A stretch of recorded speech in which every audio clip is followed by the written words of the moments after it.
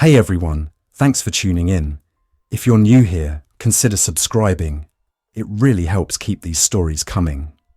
And while you're here, let me know in the comments where you're listening from.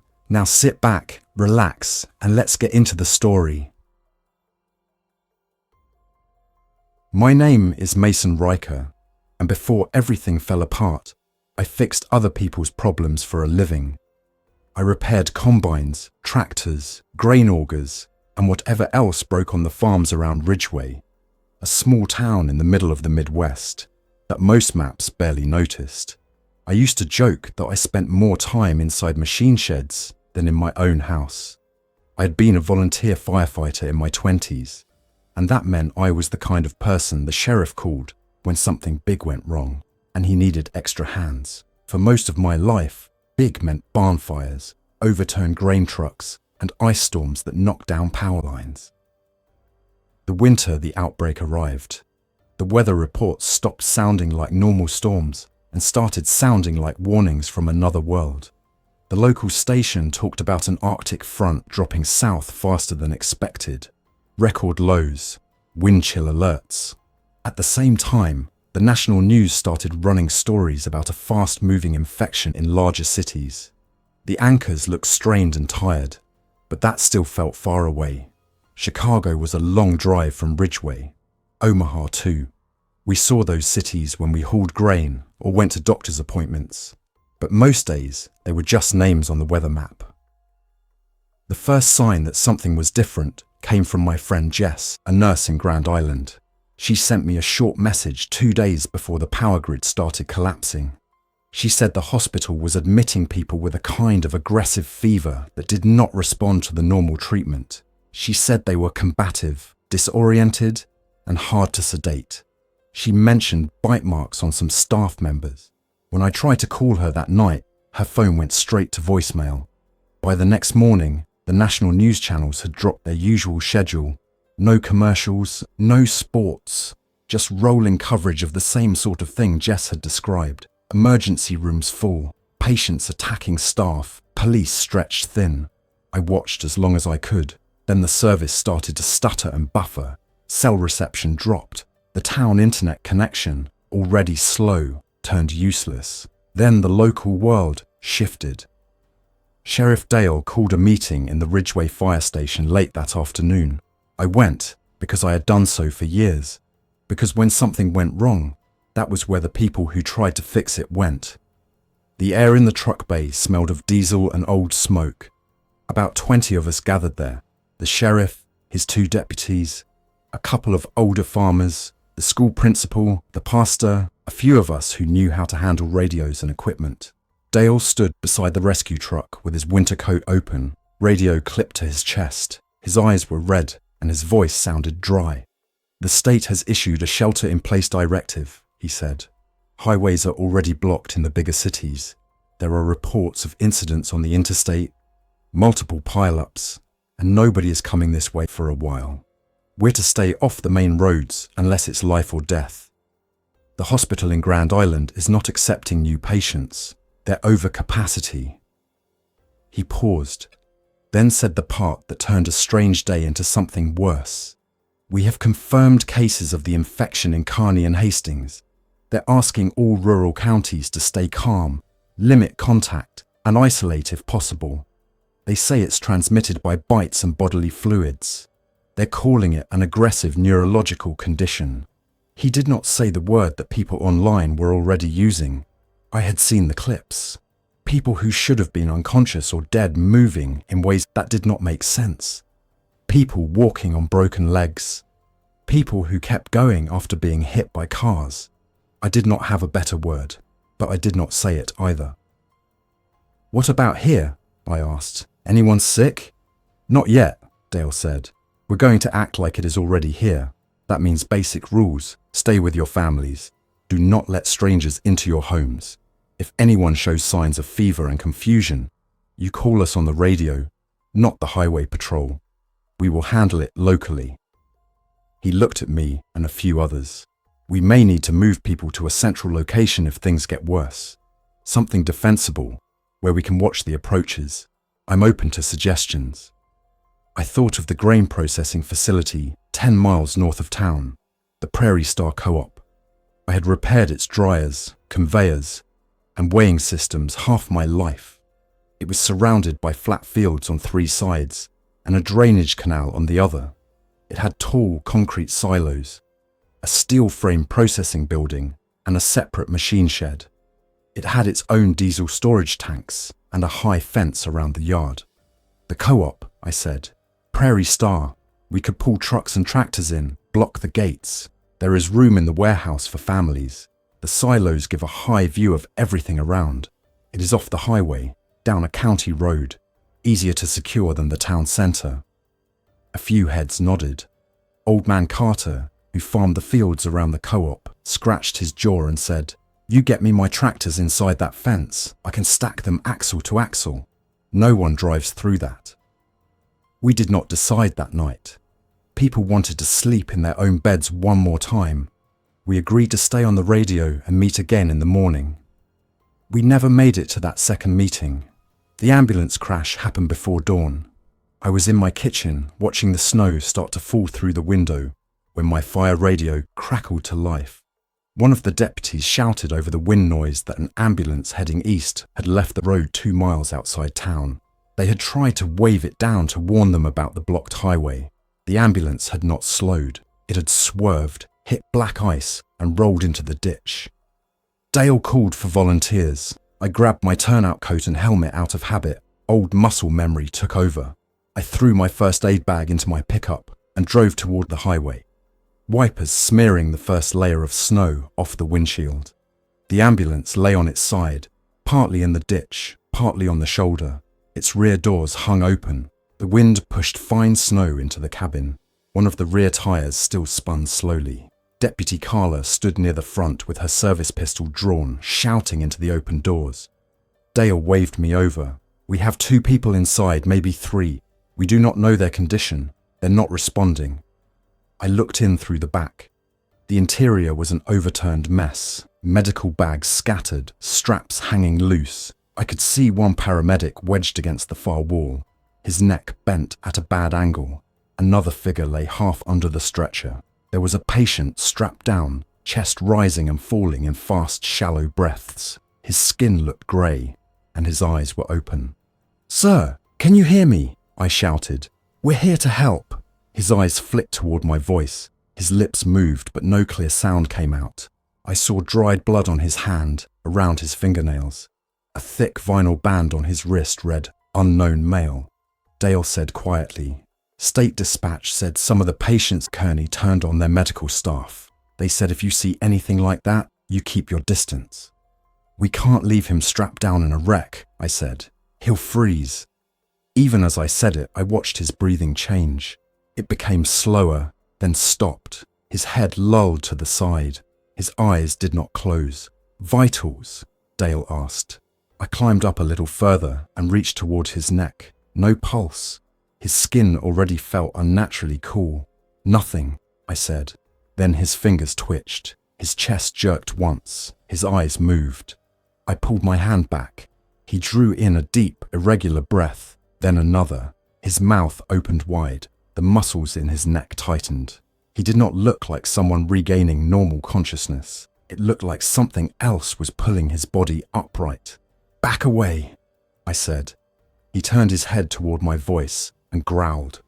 A roar sound deep in his throat. His arms strained against the straps. The paramedic pinned under the stretcher groaned and shifted, and the man on the cot snapped his head toward the sound with unnatural speed.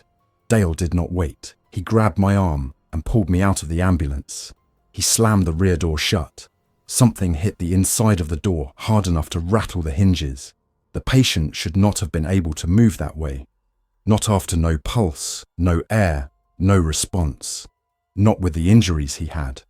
We stared at the shaking doors, at each other, then at the silent highway. "I am calling it," Dale said. "This is it. Whatever they have in the cities, it is here." We tried to secure the ambulance as best we could. Dale wanted to put a round through the door, but he hesitated. Shooting a patient in the back of an ambulance went against everything he had spent his career doing, no matter how wrong it all looked now. We left it in the ditch and pulled back, warning everyone on the radio to stay away from that section of road. The snow was falling harder now, pushed by rising wind. By noon that day, the highway patrol was not answering. The state emergency line played a recorded message. The power flickered twice in my house and then stayed off. The cell towers dropped out completely. Dale made his decision. "We moved to the co-op," he said over the local channel. "If you can hear my voice, grab your family, essential supplies and get there before sundown. Use back roads, travel in groups, lock your doors if you cannot move. Do not open them for anyone you do not know. If you have space in your truck, take your neighbors." I spent the next hours doing exactly what I had suggested the night before. I drove north to Prairie Star with my pickup loaded with tools, spare parts, and whatever food I had at home. I opened the yard gates with my key and drove inside. The yard was a flat expanse of cracked concrete and packed gravel, ringed by a tall chain-link fence topped with barbed wire. On one side stood the concrete silos, lined up in a row. On the other, the steel-sided processing building and warehouse. Beyond that, the machine shed with its roll-up doors. Within an hour, farmers started to arrive. Old Man Carter with his tractors, the Hanleys with their seed truck, the deputy's SUV, a school bus the principal had commandeered, loaded with families who did not have trucks of their own. People unloaded hurriedly, their breath visible in the cold air. Children clung to parents, wrapped in coats and blankets. We arranged the vehicles inside the yard according to a plan I drew in my head. The biggest tractors and the seed truck along the inside of the fence, axles aligned, engines toward the yard so we could reach them. 2 gravel-filled grain carts rolled into place across the main gate. They made a solid barrier that would stop anything short of a heavy plough. We left one minor gap inside the yard so we could squeeze people through on foot. We set up the main living area inside the warehouse. It was not fancy. Concrete floor, metal walls, overhead lights that no longer worked, and the lingering smell of dust and grain. But it was big, enclosed, and easy to divide. We hung plastic sheeting and old tarps from the ceiling to make separate areas for families. We brought in propane heaters, cots, and mattresses from the school and church. We set up portable toilets along one wall with a line of privacy screens. For food, we pulled everything we had. Canned goods, dry pasta, rice, flour, sugar, jars of home-canned vegetables, boxes of cereal. We put it all on pallets and assigned 2 people to manage a simple ration system. Every adult received a set amount per day. Children under 10 got a little extra. No one was enthusiastic about that, but it was better than chaos. Heat was the bigger problem. The main warehouse had no central heating. It had relied on forced air fans when grain dryers ran in warmer months. Now we had to rely on portable heaters and our clothing. We closed up every draft we could find, with insulation and plastic sheeting. We laid pallets on the floor and put mattresses on top to keep people off the cold concrete. The generator sat in a separate brick building at the back of the yard. It was a diesel unit that normally powered the dryers and augers in the fall. I knew its limits. It could power lights, a couple of small electric heaters, and a few other essentials if we were careful. The fuel tanks beside it were large, but in this new world, they suddenly looked smaller than I remembered. We estimated how many hours per day we could run it and still have fuel for weeks. We decided to run it in 6-hour blocks, 3 hours in the morning, 3 in the evening. That would provide lights during the darkest hours and enough charge for radios and small batteries. During the first night in the co-op, sleep was hard to find. People shifted on their mattresses, whispered in low voices, and flinched at every sound outside. The wind pressed against the walls and clattered loose siding. Somewhere in the distance, a dog barked until its voice cut off. Every instinct I had from years of fire calls and storm damage wanted me to patrol, to keep moving, to check every door twice. I took the first watch shift on the silo. The ladder rungs were cold metal against my gloves. The climb felt longer than usual with the extra layers of clothing. When I reached the top, the town and landscape lay under a growing cover of snow. The The wind pushed snow in steady horizontal lines.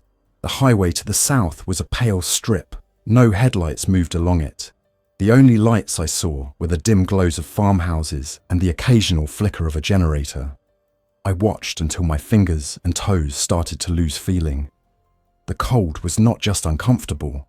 It was a real threat that could kill as surely as infection, only slower. The first encounter with the infected at the co-op came on the second day. Deputy Carla and I were checking the fence lines when we heard a strange pattern of thudding and scraping. It came from the east side of the yard, near the drainage canal. The canal's banks were coated in ice and snow. The water that remained flowed sluggishly, narrow and dark at the bottom. On the other side, a narrow dirt road ran between the cornfields and a windbreak of leafless trees. 3 figures moved along that road, heading toward the fence. They were steady but slow, their movements jerky. They wore clothes that looked wrong for the weather. One had on a hospital gown, bare legs turning red from the cold. Another wore jeans and a t-shirt, arms crossed over his chest as if he felt none of the wind. The third had on a paramedic jacket. All 3 walked straight toward the chain-link fence, ignoring the cold, the terrain, and anything else around them. "Hey!" I called out. "Stop there!"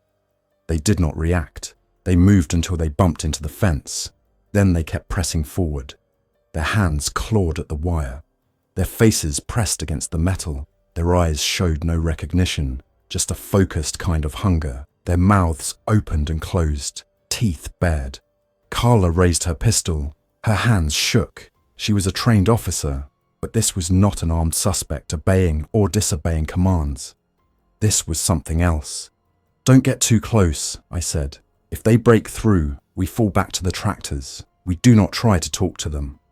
The fence held. Their fingers tore a few links, but chain link and barbed wire were tougher than bare hands. The cold seemed to slow them, but not stop them. Dale came up behind us with his shotgun. The gun looked very ordinary in that moment. 12-gauge pump, wood stock worn at the edges.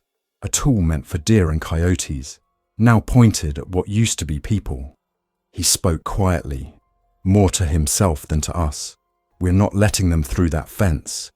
He took careful aim through a small opening. He did not fire a wild shot. He placed his aim where he had been trained to aim for dangerous animals. The recoil echoed off the concrete. The figure in the hospital gown dropped, his head still against the fence. The other 2 continued to claw and press, but after a second and third shot, they stopped moving as well.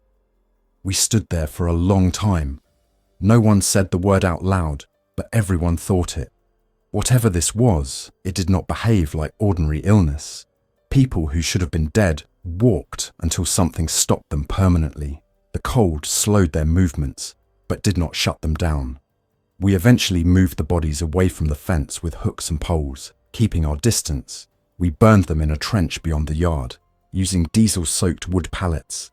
The smell turned stomachs, and people kept their distance from the smoke. It was not a scene I will forget, but it was necessary. Days turned into a pattern. We checked the perimeter, rationed food, ran the generator on schedule, and tried to keep people's minds occupied. Children played cards near propane heaters. Adults took turns watching from the silo or the roof of the machine shed.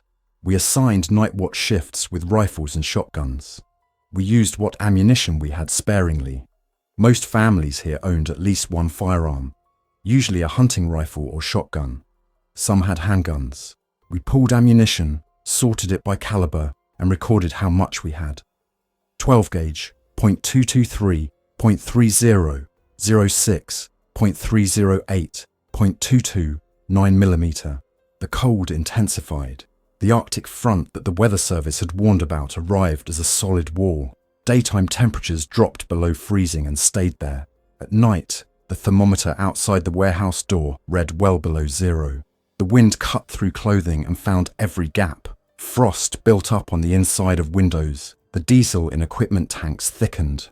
We added anti-gel additives and kept engines topped off, but some older tanks still began to sludge. Hypothermia became a real threat inside the warehouse.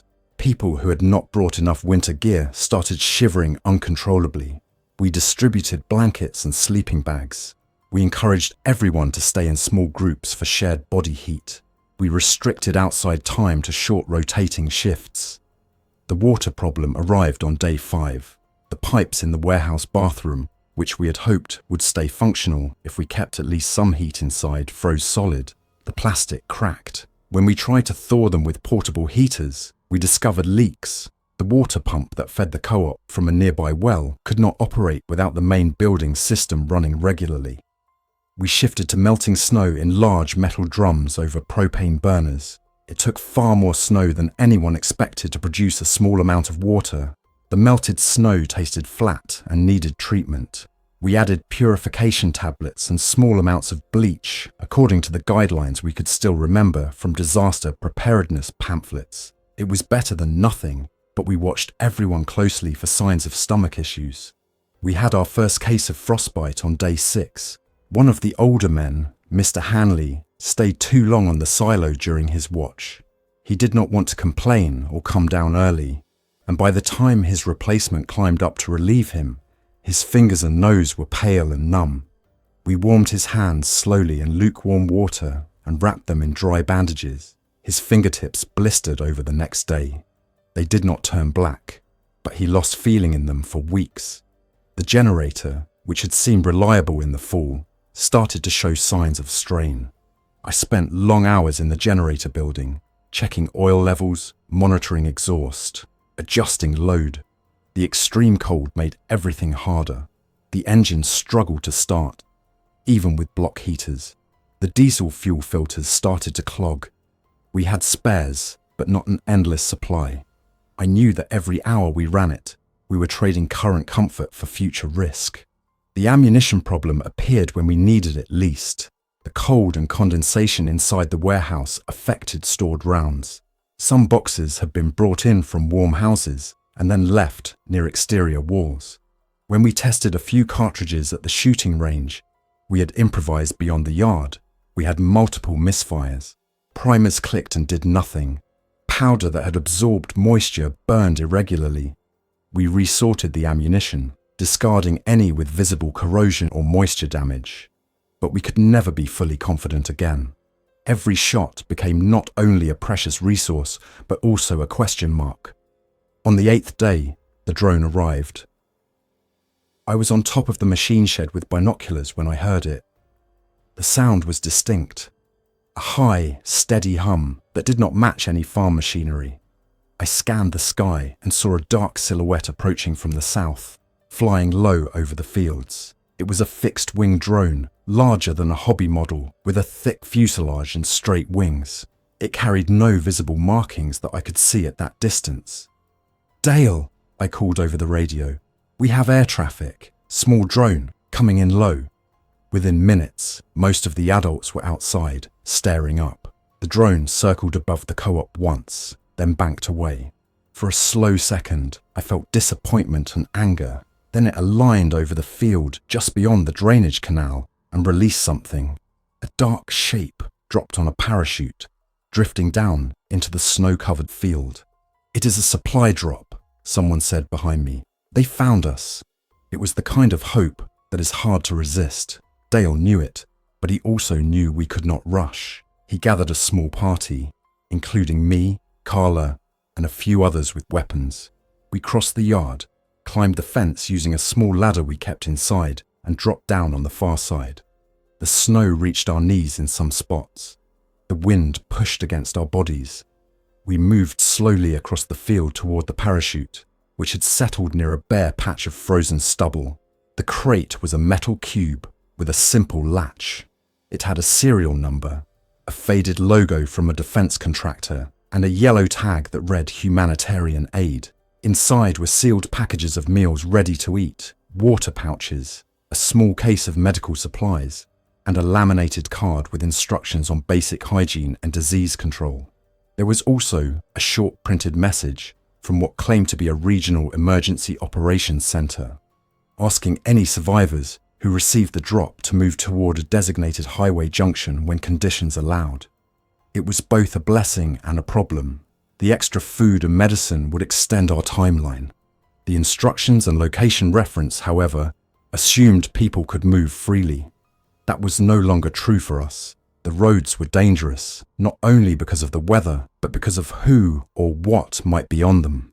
As we loaded the crate onto a small sled, I noticed movement near the far edge of the field. Figures appeared at the tree line, one by one. They walked unsteadily, but steadily toward us. More bodies emerged from between the trunks. They did not run. They did not shout. They moved in a direct line, like people who had locked onto a sound. The drone's engine had drawn them from wherever they had been scattered. The hum in the sky had told them there was something alive to move toward. "Back to the fence," Dale ordered. "Do not waste ammunition unless they get close." We pulled the sled as quickly as we could in the deep snow. The infected followed, their feet dragging. Some fell, then stood again. Their clothing hung stiff with frost. Their skin had a grey cast, as if the blood had stopped moving long ago. Hands reached out, fingers stiff. We made it over the fence with the crate, then pulled the ladder inside. The figures reached the fence minutes later. They pressed against it, just like the first three we had seen. Their weight bent the chain link slightly. Their mouths opened and closed. Their eyes tracked movement inside the yard. At least 20 of them now stood along the east fence, spaced only a few feet apart. They did not get bored. They did not wander away. They stood there and reached through the wire, and every sound we made inside the yard seemed to hold their attention. From that day forward, the pressure outside the fence never truly let up. Whenever we did a full circuit of the perimeter, there were always at least a few infected on each side, sometimes more. New ones would appear from the fields or the road.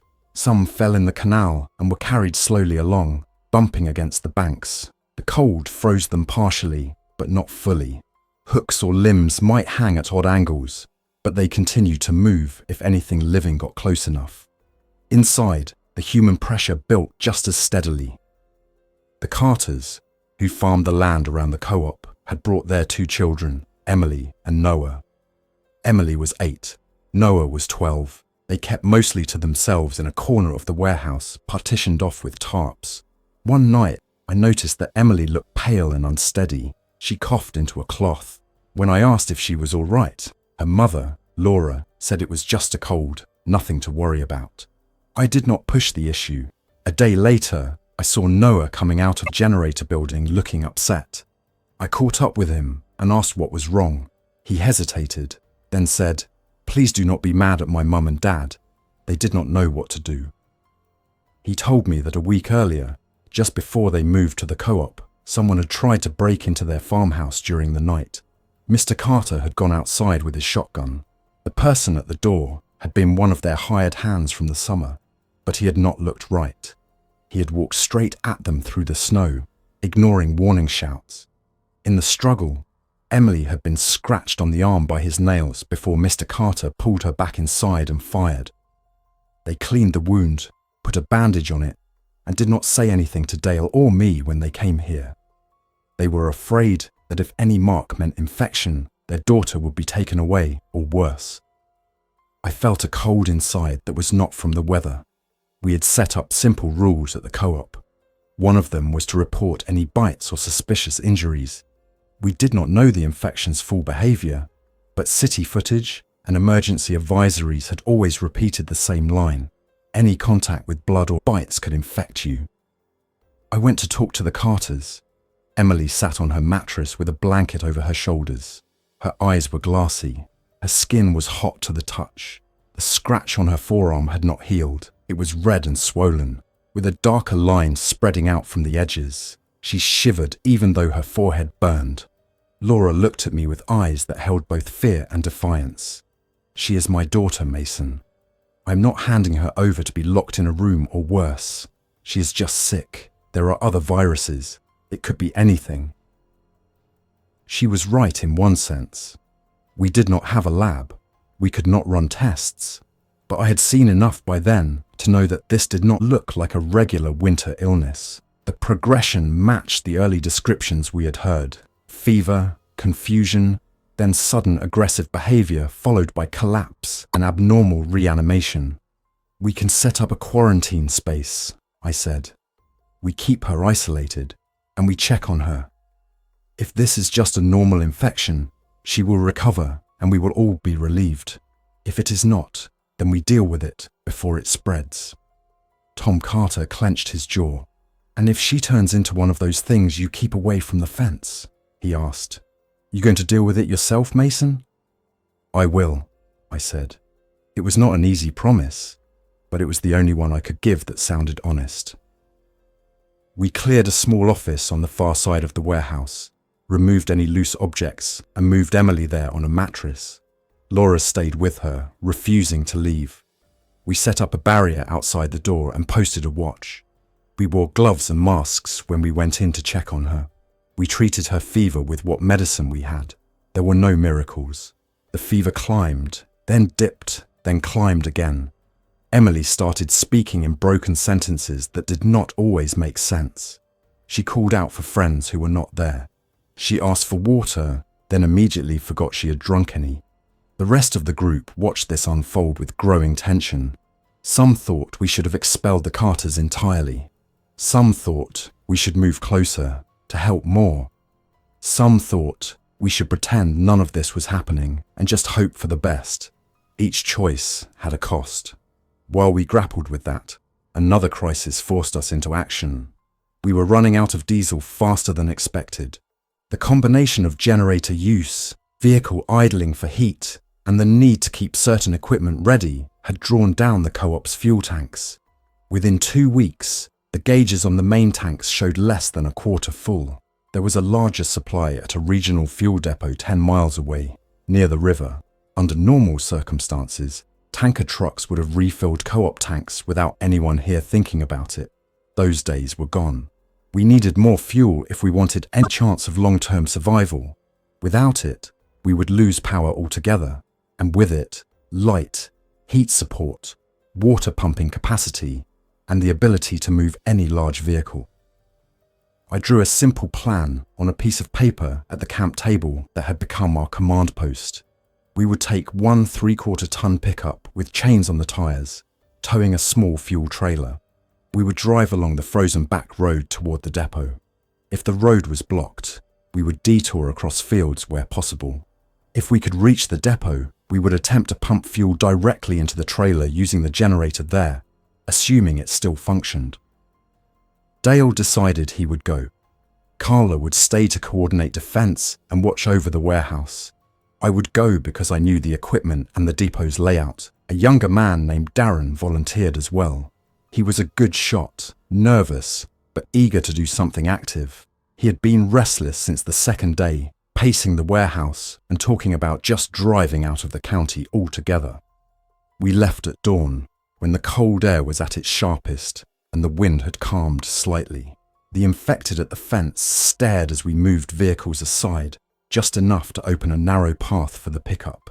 They reached through the gaps and scraped at the truck's sides as we eased past. Their nails made light scratch marks in the paint. The county road to the depot had not been ploughed in days. Snowdrifts covered sections higher than the truck's bumper. The chains bit into ice and crust, but we still slid and corrected constantly. The sky was a dull grey roof. The fields on either side were white plains with dark patches where stalks and posts broke through. We reached a low bridge over the river, only to find a jackknifed semi-tractor blocking the road. It lay diagonally, its cab against the guardrail, its trailer twisted and half over the edge. We got out to assess. The surface of the river below looked frozen, but river ice is always deceptive. Current under the surface can thin sections unpredictably. We can try to drive down the embankment and cross on the ice, Darren said, pointing to a shallow bend where the banks sloped more gently. If we go slow, we will be fine. I do not like river ice, Dale said, not with a heavy truck and trailer. We do not have many options, I added. If we do not get fuel, the generator dies and then everything else follows. We argued for a few minutes, weighing risk against necessity. Finally, we decided to try. We unhooked the fuel trailer to lighten the load, planning to take the pickup across first, then return on foot with a tow rope for the trailer. We drove down the embankment in 4-wheel drive. following the tire tracks of some vehicle that had attempted the same path before us and then turned back. The snow on the ice surface was thin, blown clear by the wind. The ice itself looked thick, opaque and solid, but looks on a river are often lies. We moved forward at a slow walking pace. The truck creaked. The ice made low cracking sounds under the tires, noises that were hard to interpret. The far bank seemed close and yet far at the same time. Halfway across, a sharp report echoed under us. The truck dipped slightly to one side. Dale stopped immediately. "Everyone out now," he said. We opened the doors and stepped onto the ice. The footing was treacherous. The surface had a thin layer of melt and refreeze. Darren froze, eyes wide. "It's breaking," he said. "Spread your weight," I told him. "Do not run. Move toward the far bank slowly." Another crack. A spiderweb of lines formed near the front right tire. Water seeped up through one of them. Darren panicked. He bolted, boots slipping. He fell, scrambled up, and bolted again. The sudden concentrated force made more cracks radiate outward.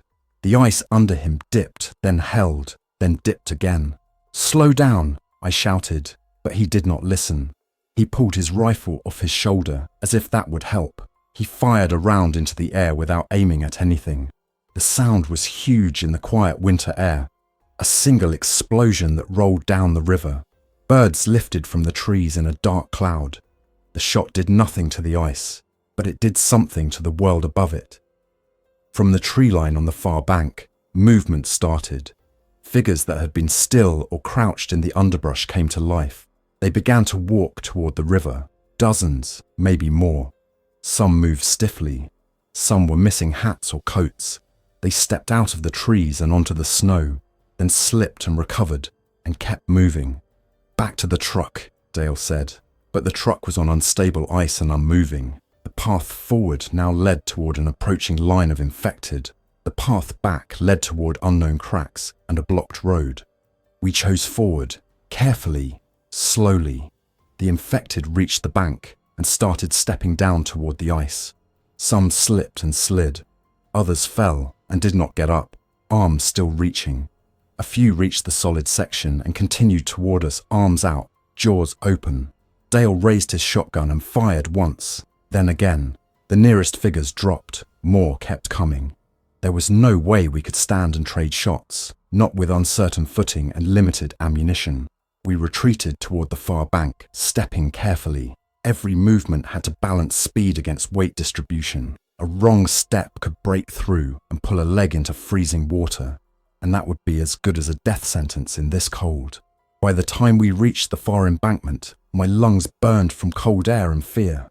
We scrambled up onto solid ground and took cover behind a low ridge. The infected, who had made it onto the ice, kept coming, but their numbers thinned as more fell or got stuck in cracks. Some broke through fully and disappeared up to their shoulders, arms flailing. Even then, a few still moved. We could not go back for the truck or the trailer. Not then. Not with a growing number of infected around us and ice that had already begun to fail. We cut our losses and moved along the riverbank, staying low and quiet, then looped back across on a narrower, shallower section miles downstream, where the ice held more solid. By the time we made it back to the co-op, it was late afternoon. Our faces were windburned. Our fingers ached. Our mission had failed. Inside the warehouse, the mood turned even more tense when we delivered the news. No extra fuel.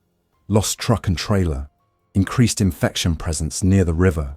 People who had been planning around the generator lasting weeks had to start thinking in days. We adjusted everything. Shorter generator windows, fewer lights, no non-essential power use. We shifted most activities to daylight hours. We cut rations again, not because of fuel, but because stress always raises appetites and we needed to control every variable we could. Emily's condition worsened. One night, in the early hours of the morning, the watch outside her quarantined room heard a change in the sound of breathing and called for me and Dale. We found Laura sitting on the floor beside her daughter's mattress, eyes red from crying. Emily lay still. Her chest did not rise. "She stopped breathing a few minutes ago. Laura said in a flat voice. I tried to do chest compressions, but nothing helped. She is gone. I checked pulses and air movement. There was nothing. Emily's skin had the same unnatural coolness I had felt in that overturned ambulance.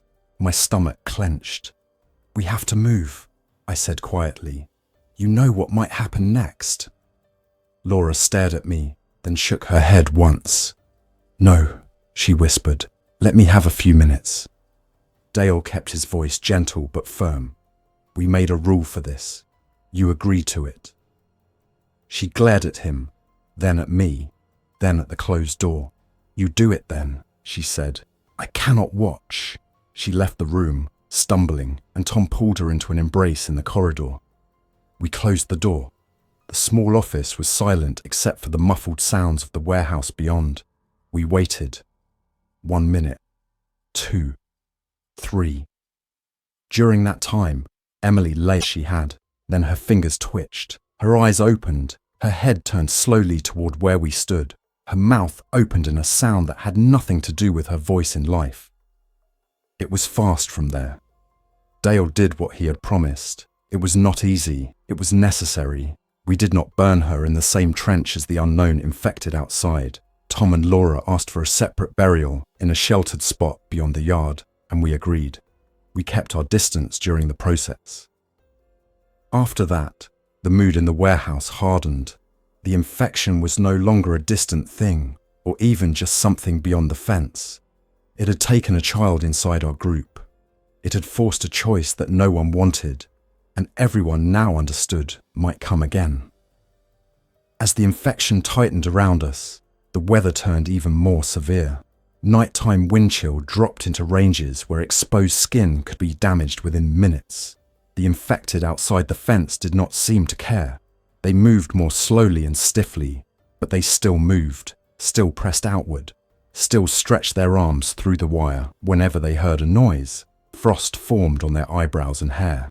Some had patches of skin that looked discolored or cracked, but they did not stop. Inside, people spent almost all their time wrapped in layers. The propane heaters worked constantly, but we had to save bottled fuel as well. The generator ran only 2 hours each morning and 2 at night now. Electric light became a luxury. Much of the time, we relied on battery-powered lanterns and candles. The warehouse air turned into a mixture of cold and exhaust fumes and human breathing. It became clear that we could not stay indefinitely at Prairie Star, no matter how well defended it was. The combination of fuel depletion, lowering temperatures, and increasing infected presence would eventually make the co-op a tomb instead of a fortress. I started spending more time in the machine shed, walking among the silent tractors and harvesters. These machines had been the beating heart of the farms before everything changed. Their engines could still run if they had fuel. Their cabs were mostly sealed, with glass all around. They had auxiliary heaters that drew warmth from engine coolant. There was one machine in particular that caught my attention each time I passed it, a large combine harvester that I had serviced many times. It was a newer model with a spacious cab, thick glass, and controls that I knew well. The grain header at its front could be removed or modified. Its diesel tank was large, its engine reliable. In normal times, it could work a field all day on a single fill. In these times, it could serve another purpose. The idea formed slowly and then all at once. We could not rely on static defenses forever, but maybe we could create a mobile refuge that combined movement, heat, and protection. Something that could push through obstacles and carry a group of people away from this place toward any chance of organized rescue. I brought the idea to Dale in the generator room one evening, speaking over the engine noise. We can turn the combine into a mobile shelter, I said. We insulate the cab from the inside with foam panels and plastic sheeting. We reinforce the glass with metal mesh on the outside. We run the engine at idle to generate heat and divert some of that heat into the cab with ducting. We mount a plow frame on the front or leave part of the header frame to push through snow and lesser obstacles. We strip non-essential weight so it uses less fuel. If we plan carefully, we can load a small group with supplies and drive north toward the state line or that highway junction from the supply card. He listened without interrupting, rubbing his forehead with the back of his glove. "Fuel?" he asked. "We still have enough in the co-op tanks for one big move," I said. "If we nurse the combine and keep speeds low, we can get dozens of miles out of a full tank. The main limiting factors will be road conditions and obstacles, not fuel alone." "What about everyone else?" he asked quietly. "We have more people here than we can fit in one combine cab." That was the hardest part of the plan, and the part I did not have a good answer for. The combine cab could safely hold maybe 8 people seated if we stripped the interior and built makeshift benches. We could squeeze more in an emergency, but at some point, too many bodies would mean too little space and not enough air circulation. "We can follow with a second vehicle," I said. "Maybe a small tractor or another truck, or we make multiple trips." We both knew that multiple trips through a landscape full of infected and ice storms was a fragile idea. The combine escape was not a perfect solution. It was a last option for when staying meant slow, certain decline. We discussed it with the group in the warehouse. Reactions were mixed. Some saw it as a lifeline. Others saw it as a sign that we were giving up on the co-op. Some parents refused to consider climbing into a machine and leaving the fences behind, even if staying meant death by cold or infection. In the end, reality made the decision for us. On a night when the wind hit the walls with a constant roar and the generator struggled to start, we had our first full outage. The starter motor clicked and whined, but the engine would not turn over. I replaced the battery with our last fresh one, warmed the block with portable heaters, and tried again. The engine coughed to life, ran for a few seconds, then died. The fuel filter had clogged with gel despite our additives. We managed to get it running again after hours of work, but it was a clear warning. We might not be able to count on this generator much longer. The next failure might be permanent. At the same time, the infected outside the fence had multiplied. From the silo, I counted at least 100 figures at various points around the perimeter. Some were pressed against the fence. Some stood just beyond the barbed wire, swaying gently. Snow had built up around their legs. They were not going anywhere. They had turned the co-op into a kind of magnet. Any sounds, any lights, any signs of life here drew them and held them. The phrase that came to mind was not poetic. It was practical. We were in a position that could not be held. We moved quickly after that. We stripped the combine of its grain header and unnecessary attachments. We welded a simple reinforced bar across the front, using steel beams and brackets from the co-op's maintenance stock.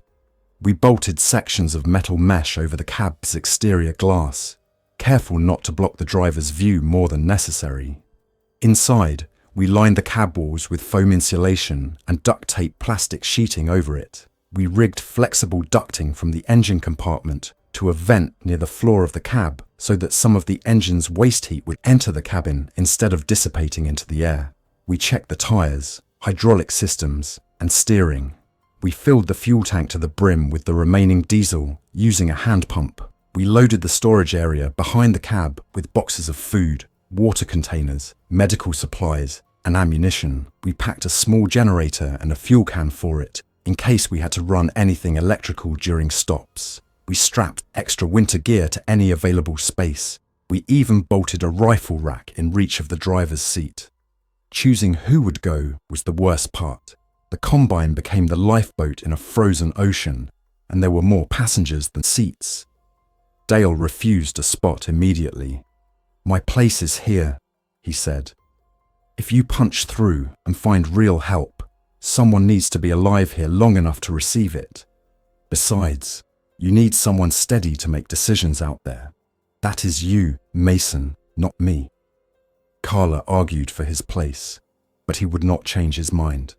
In the end, we selected based on vulnerability and skills. Families with very small children, people with serious medical conditions that could not withstand another week of this cold. A few individuals who knew how to navigate and operate equipment. I was one of the drivers. Carla was another. Tom and Laura insisted their surviving child, Noah, go with us. They stayed behind. When we finally climbed into the combine cab, it felt both cramped and strangely safe. We had laid sheets of plywood on the floor to level it, then put down mattresses and blankets. 8 of us squeezed in. Me at the controls, Carla beside me, 3 children along the back wall, 2 older adults, and Noah between his knees and the emergency brake. Outside, the rest of the group gathered near the machine shed doors, wrapped in coats and scarves, faces turned toward us. The sky was full of blowing snow. The yard lights, running on generator power for what we hoped would not be the last time, cast a dim glow over everything. Dale stepped up onto the small ladder beside the cab and banged on the glass. I opened it a crack. Cold air rushed in. "You know the plan," he said. "Follow the county road north. Stay off the main highway, unless you have no choice. If you pick up a signal from any organized response, head toward it. Do not stop unless you have to. Do not take risks you do not have to take. And when you reach some place that looks like it might still be run by people wearing uniforms and badges, you tell them there are folks here who need help." "I will," I said. "If they are out there, we will find them." He nodded once, stepped back, and signaled for the machine shed doors to open.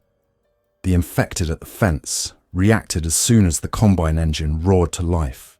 The sound cut through the storm. Bodies pressed harder against the chain link. Wire creaked, hands clawed. As we edged the combine toward the narrow gap in the tractor blockade, the noise increased. The dead did not shout, but their combined movement and the rattling of the fence filled the air with a harsh chorus. Inside the cab, the engine vibrations came through the floor. The heater began to blow warm air. The windshield wipers moved back and forth, clearing snow from the glass. For the first time in days, I felt warmth that did not come from a small propane flame. We pushed through the gap and rolled toward the main gate. The gravel-filled grain carts that had served as our barricade were dragged aside just enough to make a lane. The infected clustered there, pressed against the outer fence. As we approached, we could see their faces through the mesh and glass. Frost clung to their eyebrows and hairlines. Some had visible injuries, all focused on the combine as if it were the only point in their world. I eased the combine forward until the reinforced bar at the front met the chain link gate. The metal groaned. The bar bowed slightly. Then, with a steady application of power, the gate bent outward and the posts gave way. The infected closest to it toppled backward. Those further back were pushed aside. The combine did not crush them in some dramatic way. It simply moved forward, and anything in the way either slipped aside or went under the weight out of sight. Inside the cab, the children closed their eyes or looked at their knees. Carla kept her gaze forward, jaw tight. Once we cleared the fence, we turned onto the snow-covered county road. The combine's massive drive wheels bit into the packed drifts better than most road vehicles would have. It was not fast, but it was steady. The storm that threatened ordinary cars became a partial shield for us, limiting visibility for anything out there that might see us. We kept our lights dim and relied on my knowledge of the road and the faint outlines of fence posts and trees. As we drove, I tuned the cab radio through every channel I could find. Most were static. Some carried distant, broken transmissions that I could not quite decipher. Then, as we crested a low rise near a stand of wind turbines, I caught a clearer signal. "Repeat, this is National Guard Emergency Operations Outpost Sierra. We are operating from the regional airport north of Sioux Falls. We are receiving survivors if they can reach us. Main routes are compromised. If you can hear this, move toward major airfields or secure facilities and maintain radio contact on this frequency." The voice sounded tired but controlled. It was the first organized message I had heard in days. "We have a signal," I told the others. "National Guard to the north. They are at the airport. That is farther than I had hoped, but it is at least a direction." "Can we make it that far?" one of the older adults asked. "With this fuel, these roads?" "I do not know," I said, "but we might make it far enough to either reach them or meet someone coming from that direction. It is better than staying where we were." The storm thickened as we moved farther from the co-op. Snow reduced visibility to a few yards ahead of the combine. We passed abandoned vehicles on the road, some half buried. Occasionally we saw infected shapes in the storm, turned toward the sound of our engine, then lost again in the white curtain behind us. Inside the cab, the heater did its job. It kept the air warm enough to prevent frostbite. The insulation cut the drafts. People dozed in turns, huddled together. I kept driving, switching with Carla when my eyes grew too tired to focus. Our progress was slow. More than once, we had to divert off the road onto field edges when a jackknife truck or a pileup blocked the way. The combine handled it better than any car would have, but every detour increased the risk of running into a hidden ditch or a patch of thin ice. Hours passed. The fuel gauge moved steadily downward. The voice on the radio repeated its message in cycles, then was replaced by another voice with regional updates, then by static again. At some point in the long, white blur, the snow thinned, the wind eased, the sky lightened from uniform grey to a shade that hinted at late afternoon. Through the windshield, we saw the outlines of larger structures in the distance, hangars, control towers, and fuel tanks. The airfield, or at least a regional airport, lay ahead. We slowed as we approached the outskirts. Runways extended outward, covered in snow. A few small planes sat in frozen rows. On the far side, we saw movement that did not match the infected gait we had come to recognize. Figures in full winter gear, with organized posture, carrying rifles in a controlled manner, trucks with clear markings, a small convoy of armored vehicles near a hangar. Carla picked up the radio mic. "This is a civilian group in a combine harvester approaching from the south," she said. "We heard your broadcast. We are from Ridgeway Co-op. We have survivors there who need help. We are low on fuel and requesting guidance." There was a pause, then a reply. "Combine from Ridgeway, we see you," a clear voice said. "Approach slowly and stay on your current heading. Do not turn toward the terminal structures until directed. We have limited capacity, but we are establishing zones for incoming civilians. And we copy your note about additional survivors at your co-op. Once we stabilize here and weather allows, we will send a patrol to assess. Hold position when you reach the outer marker and wait for our vehicle." The words were not a promise of a full rescue. They were not a guarantee that everyone back at Prairie Star would be saved. But they were acknowledgement and organization. In this broken winter, that was more than we had dared hope for. Train. As we rolled forward, past more abandoned cars and quiet fields, I thought of Dale, Tom, and Laura, and the others back at the co-op. They were still there in that cold warehouse, surrounded by a fence lined with motionless infected. They had fuel for a while longer, food from the drone and their stocks, and a location that could be found if someone had coordinates and enough strength to make the trip. We had done what we could with what we had. We had used machines meant for harvest to carve a path through a frozen landscape at the edge of collapse. We had carried children and older people away from a trap and toward a place where uniforms and radios still functioned. The rest would come down to what these National Guard units could do, and whether the weather, the infection, and the limits of human endurance gave them enough time to reach Prairie Star before the cold or the dead finished what they had started. As our combine rolled to a stop at the outer marker and armed soldiers approached, I shut down the engine and listened to the silence settle over the cab. For the first time in days, the noise I heard was not just our own survival efforts. It included the organized shouts of people following procedures, the rumble of multiple engines, the clatter of equipment being moved with purpose. My hands were shaking from fatigue and cold when I opened the cab door and climbed down. My legs felt unsteady after so many hours at the controls. A soldier grabbed my arm to steady me and asked my name. "Mason Riker," I said, "from Ridgeway. We have people at Prairie Star Co-op who are counting on us not to be the last ones." He nodded. "You are not the first to come in from out there," he said. "We are doing what we can with what we have. Tell us everything about your co-op. We will see what is possible." Standing there on that frozen tarmac, with my breath visible in the air and the ache of days without true rest in my bones, I realized that survival in this outbreak had never been about one fortress or one plan. It was about people making hard choices in hard conditions, using the tools they had, and then hoping that somewhere, somehow, those choices connected into something larger than their own fences. The cold had taken many before the dead did. It still threatened to take more.